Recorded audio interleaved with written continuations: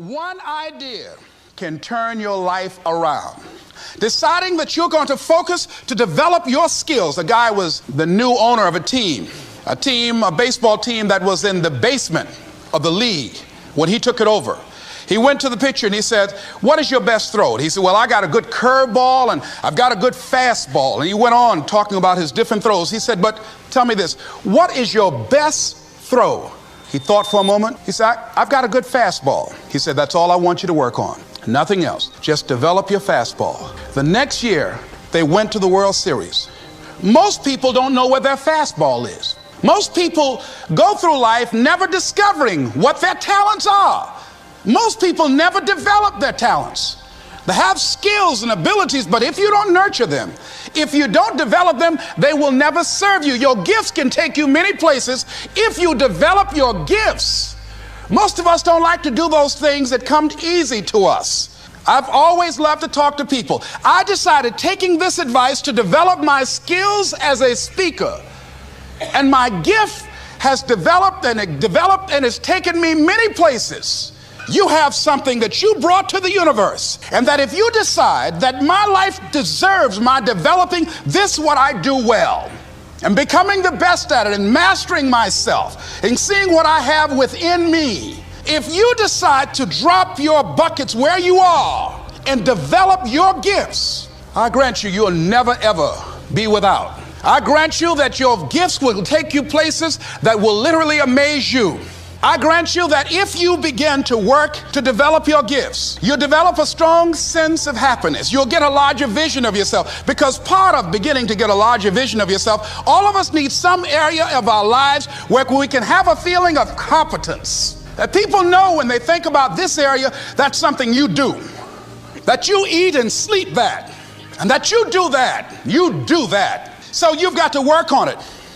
Has anybody ever seen something for you that you didn't see it for yourself? I didn't see that for myself. Maybe that's why my favorite book says, "Eye has not seen, ear has not heard, nor has entered the heart of mankind what God has in store for you." Because of what he saw in me, he inspired me. He gave me a vision of myself beyond my circumstances, beyond my mental conditioning, and beyond the job where I was, because I thought I was just a disc jockey. I love that. I master a microphone. You drop me in any city, I can master a microphone. I can turn a city upside down with a microphone.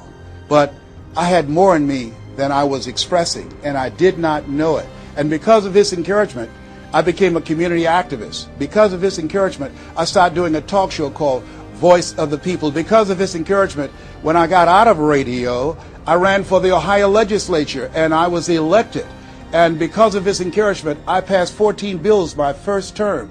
Because of his encouragement, I was elected 3 times and became the chairman of the Human Resource Committee. Because of his encouragement, I became a public speaker. Because of his encouragement, I became an author. Because of his encouragement, I did a show for King World called The Les Brown Show, and they paid me $5 million, $2 million not to speak. Because of his encouragement, I produced specials for PBS, public television.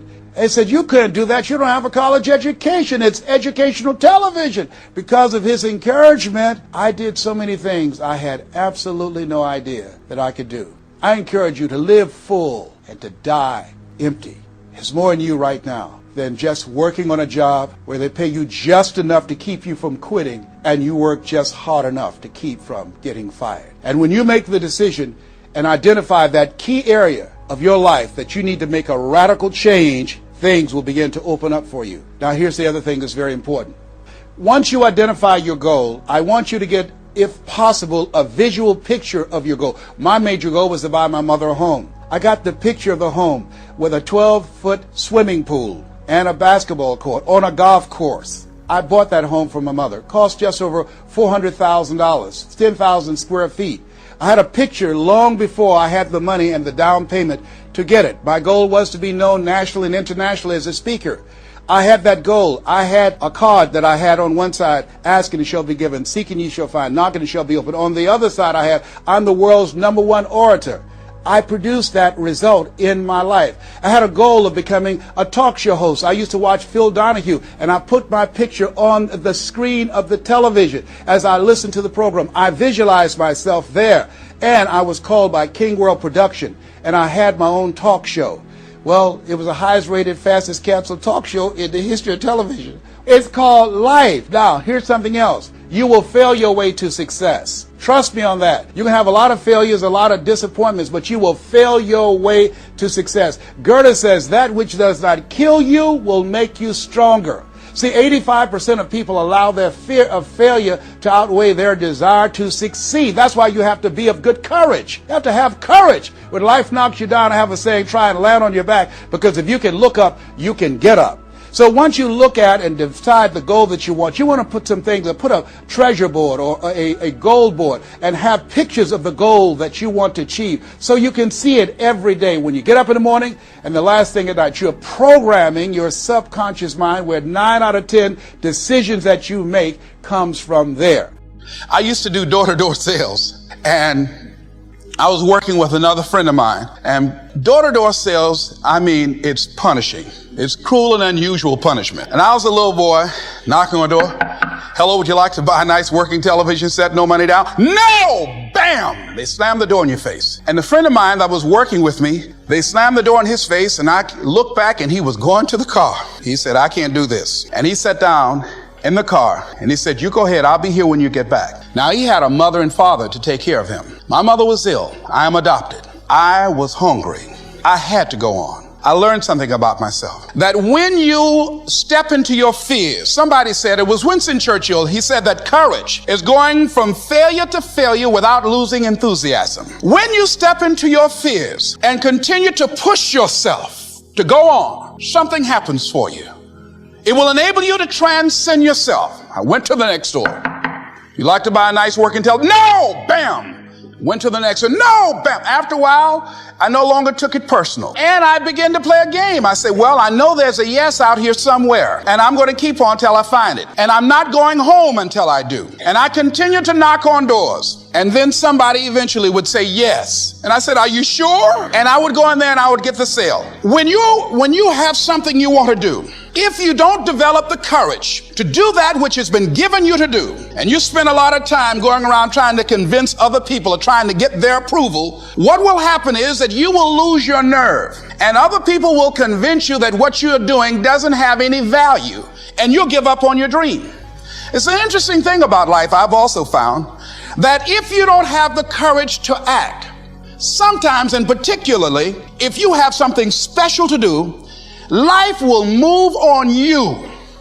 Abraham Maslow said that life is about growth. And he said, you can either go back to your comfort zone, and there you won't find any growth, or you must be willing to go forward and face your fears again and again and again. Because you're never going to have a fear-free existence. I mean, some fear is acceptable and legitimate.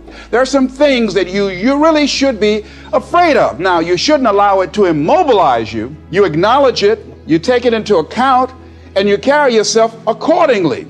There are times that we should proceed with caution. But it's the difference between being stopped by fear. It's the difference between having a fear and the fear having you. So what do? One, acknowledge it and knowing that it's okay. Don't condemn yourself for being afraid. It's perfectly fine to have some fears.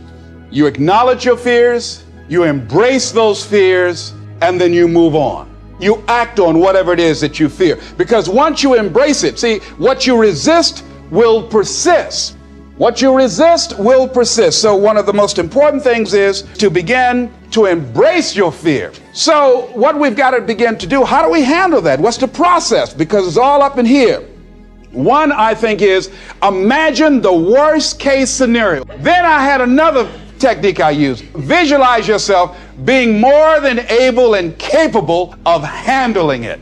And I used to have a tremendous inferiority complex about speaking before people that I felt who had more going for them than I did. Because I'm not college trained, I used to feel that college people were the most intelligent people on the planet. And there was nothing I had to say for them. And what will they listen to me for? That's the way I felt. And so I had to visualize myself speaking before them, speaking before various audiences that had more going for them than I did, and realize and appreciate my own value and that I was a worthwhile person, even though I didn't have all going for me. I didn't have the money, I didn't have the education that they had. So part of the process is seeing yourself being worthy, being capable, having what you need to make you a worthwhile person, and that you're more than able, and that you deserve to be listened to, or you deserve to have that dream and that passion and whatever it is that you see and envision there. You've got to see it in your mind's eye and know that you've got what it takes. So deciding as you look at your life, as you look into the future and say, what fears am I holding on to? What fears that I'm allowing to imprison me, that's keeping me from breaking out, that's keeping me from living up to my true potential, that's keeping me from really being happy, that's keeping me from having a sense of adventure and excitement in my life? What's keeping me from controlling my destiny? What fears that I'm giving that permission to? Notice what I said, that we must give our permission to fear to immobilize us. Because whatever discomfort you experience, whatever challenges or difficulty that it is, you got to handle it. You got to go up in there and wrestle with it. Will it be easy? No. Will it be challenging? Yes. The next piece is that you accept yourself, then you accept the fear as a fact and not a force. See, when you accept yourself, and you accept fear as a fact, that means that it's something that happens. It's something that you're going to experience, but it is not a force to hold you back. It doesn't have any special power other than that you give it. So you accept the fact that you are afraid, and then you move on anyhow. You move on past it, and you do whatever you've got to do. See, when you are not filling your life with the things that you are capable of doing, see, we all have some stuff that we've been given. And I don't think that it's optional for us to sit on what we have. See, if you're sitting on what you have, what you've been given, and I think everybody's been given something to bring to the planet, that only you can do that, only you can perform that, only you can initiate that activity. And if you don't do that, if you're not filling in your life with your life work or your mission, then there are gaps in your life. And what we do when we're not living out our true identity, we begin to fill the gaps. We fill the holes with garbage, alcohol, drugs, worry, self-destructive behavior. So when you begin to look at your life and you know that you're not doing what you can do because you have allowed yourself to be held captive by your fears. Here's what I discovered that happens to you in life, that you will go through things, and while you're going through them, you can't understand why it's happening to you. But after you go through it, you get back and you look at it and you say, oh, now I understand why I needed that lesson. That I couldn't understand it then. But after I got through it, then I saw that was preparing me for bigger and better things. That as you go through the challenges of life, and you look at it and embrace whatever comes to you, don't run from it. Step toward it. Don't try and duck it like most people do. See, most people want it easy. When you handle those hard things close at hand, making those hard decisions right now that you don't want to make, learning those things that you don't like to do, but you know that in order for you to get where you want to go, this is one of the hoops that you have to flip through. And I'm saying to you, whatever you got to do it, because if you don't, life is going to whoop you until you surrender and say, okay, all right, I cooperate, okay, I learned, okay. It had to wear me out a long time. So if it's hard, then do it hard. Now, how do you hang in there during the hard, difficult times? Les, you must have faith. You've got to believe in yourself. You've got to believe in your abilities. You've got to believe in your service, your company, your ideas, unquestionably. You've got to have faith, and that faith gives you patience. That it's not going to happen as quickly as you want it to happen. A lot of things are going to happen that will catch you off guard. And so therefore you've got to deal with and handle it as it comes. And not only that, but that faith and patience drives you into action. You've got to keep moving and keep plugging away. And some people, ladies and gentlemen, they stop because they don't see instant results. It doesn't happen quickly. They stop. Oh, no. You've got to keep on watering your dream. When you're working at your dream, somebody said the harder the battle, the sweeter the victory. Oh, it's sweet to you. It's good to you. Why? See, when it's hard and there's a struggle, see, what you become in the process is more important than the dream. That's far more important. The kind of person you become, the character that you build, the courage that you develop, the faith that you're manifesting.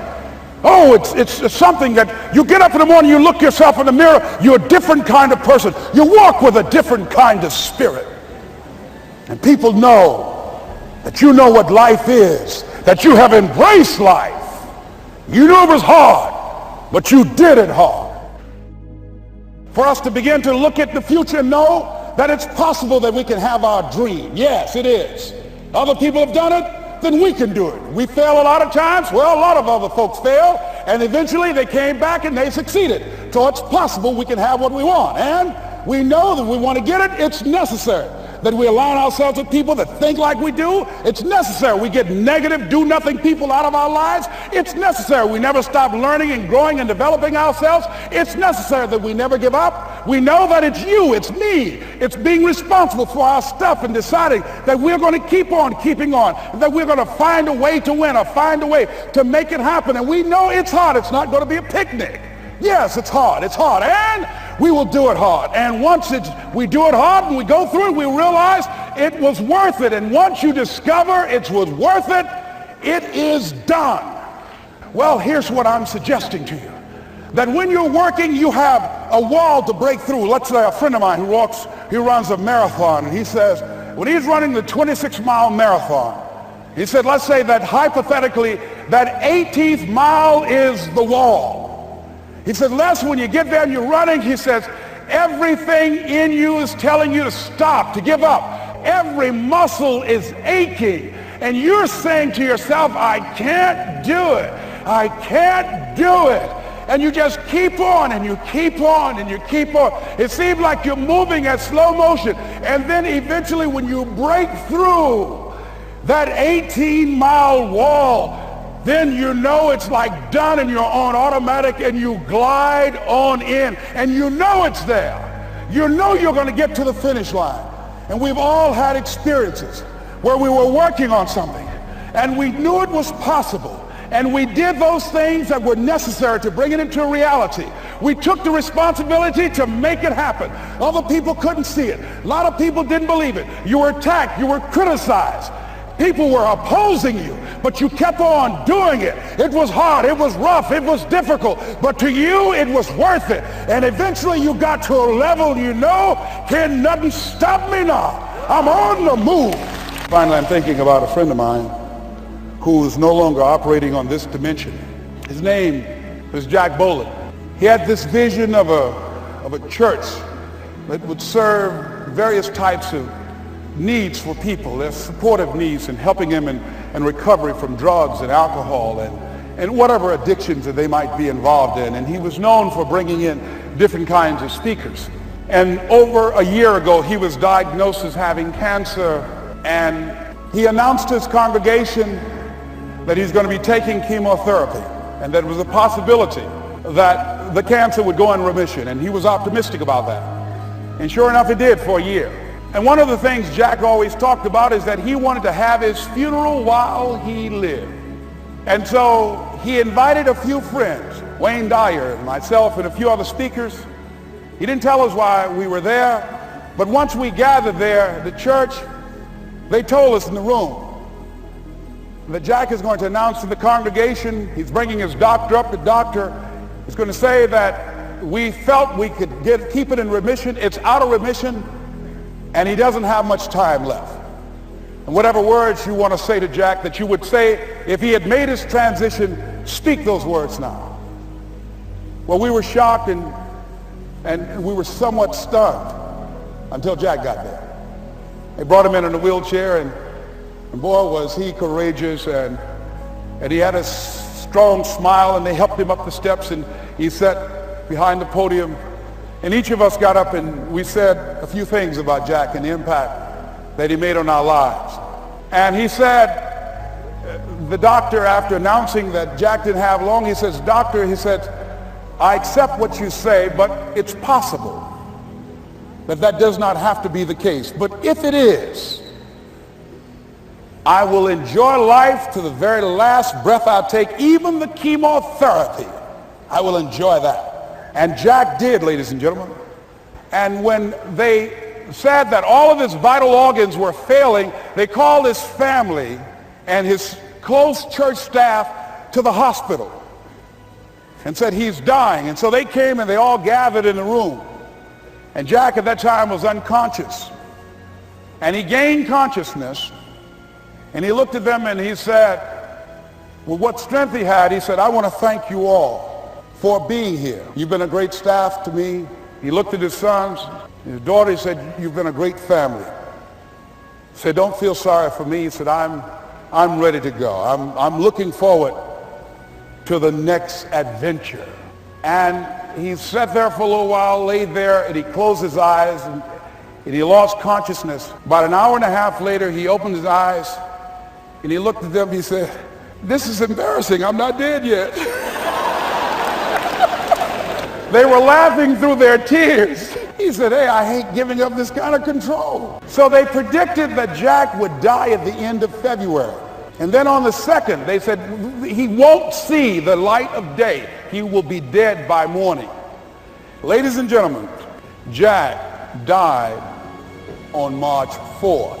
And we believe that even in his dying, Jack sent his congregation a message that I want to give to you with his permission. March 4th is the day he died, and we believe Jack was saying, "March 4th."